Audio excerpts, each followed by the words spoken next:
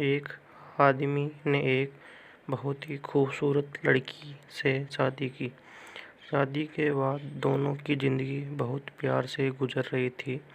वह उसके बहुत चाहता था और उसकी खूबसूरती की हमेशा तारीफ़ किया करता था।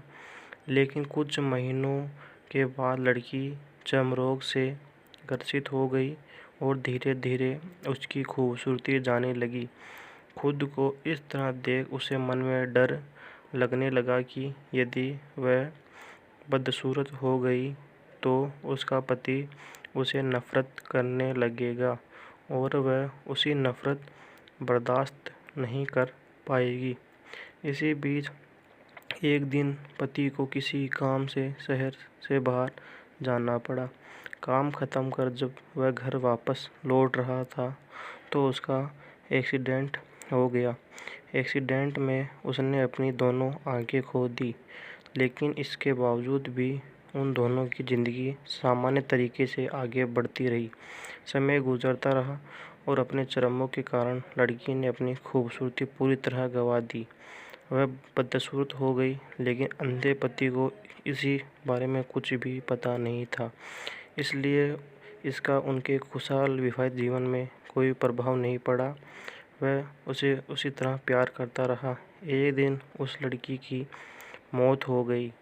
पति अब अकेला हो गया था। वह बहुत ही दुखी था। वह उस शहर को छोड़कर जाना चाहता था। उसने अंतिम संस्कार की सारी क्रिया विधि पूर्ण की और शहर को छोड़कर जाने लगा। तभी एक आदमी ने पीछे से उसे पुकारा और पास आकर कहा, अब तुम बिना सहारे के अकेले कैसे चल पाओगे? इतने साल तो तुम्हारी पत्नी तुम्हारी मदद किया करती थी।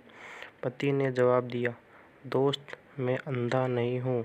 मैं बस अंधा होने का नाटक कर रहा था, क्योंकि यदि मेरी पत्नी को पता चल जाता है कि मैं उसी बदसूरत देख सकता हूँ तो ये उसे रोग से ज़्यादा दर्द देता। इसलिए मैंने इतने साल अंधे होने का दिखावा किया। बहुत ही अच्छी पत्नी थी। मैंने बस उसे खुश रखना चाहता था। सीख: खुश रहने के लिए हमें भी एक दूसरे की कमियों के प्रति आंखें बंद कर लेनी चाहिए और उन कमियों को नज़रअंदाज कर देना चाहिए।